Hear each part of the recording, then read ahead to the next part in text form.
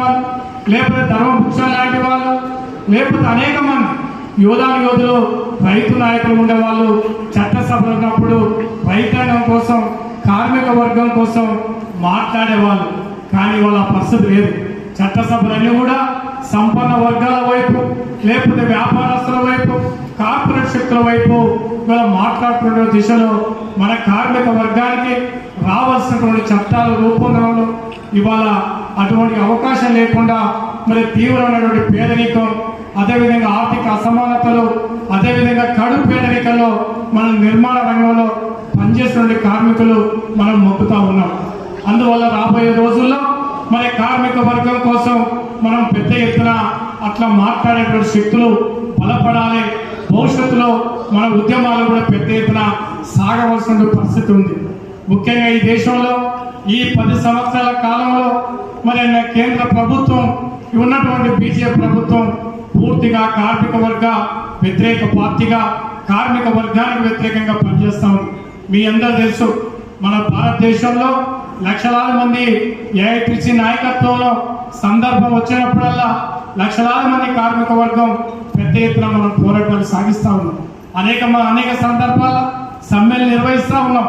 పాలక వర్గాలు మరి మనం పోరాటాలు సాగిస్తూ ఉన్నాం. అయినా కూడా ఈ కార్మిక వర్గానికి వ్యతిరేకంగా కేంద్ర ప్రభుత్వం అనేక రకాలుగా ఈ ఉన్నటువంటి చట్టాలను మరి నిర్వీర్యం చేసి పూర్తిగా సంపన్న వర్గాల, లేకపోతే వ్యాపార కార్పొరేట్ శక్తులకు అనుకూలంగా మలిచి ఇవాళ అనేక రకాల ఇబ్బందులు పడతాము. దీనికి వ్యతిరేకంగా మనం ప్రతి సంవత్సరం రేపు మే 20 కూడా పెద్ద ఎత్తున పోరాటాలు సాగించడానికి ప్రయత్నం చేస్తాము. కేవలం మనం ఈ నిర్మాణ రంగమే కాదు, అదేవిధంగా దేశంలో ఉన్నటువంటి ప్రభుత్వ రంగ సంస్థ, అది విశాఖ ఉక్కు కావచ్చు, లేకపోతే సింగరేణి కార్మిక సంఘం కావచ్చు, అనేక రకాల సింగరేణి గనులు కావచ్చు, అన్ని రకాలని పూర్తిగా ఇలా ప్రైవేట్ పరం చేసి పెద్ద శక్తులకు అప్పచెప్పే విధంగా పరిపాలన సాగుతాము. దీంతో దేశంలో ఆర్థిక అసమానతలు, పేదరికం పెరిగిపోయి మొత్తం భారతదేశం అంతా కూడా ఇవాళ అనేక రకాలుగా సంక్షోభం వైపు దారితీస్తా ఉంది. అదేవిధంగా మరి ముఖ్యంగా కేంద్రంలో ఉన్నటువంటి బీజేపీ ప్రభుత్వం కార్మిక వర్గాలనే కాదు, రైతాంగానికి కూడా వ్యతిరేకంగా చర్య తీసుకొని ఈ భారతదేశంలోని వ్యవసాయ రంగాన్ని సంక్షోభంలో నెడతాము.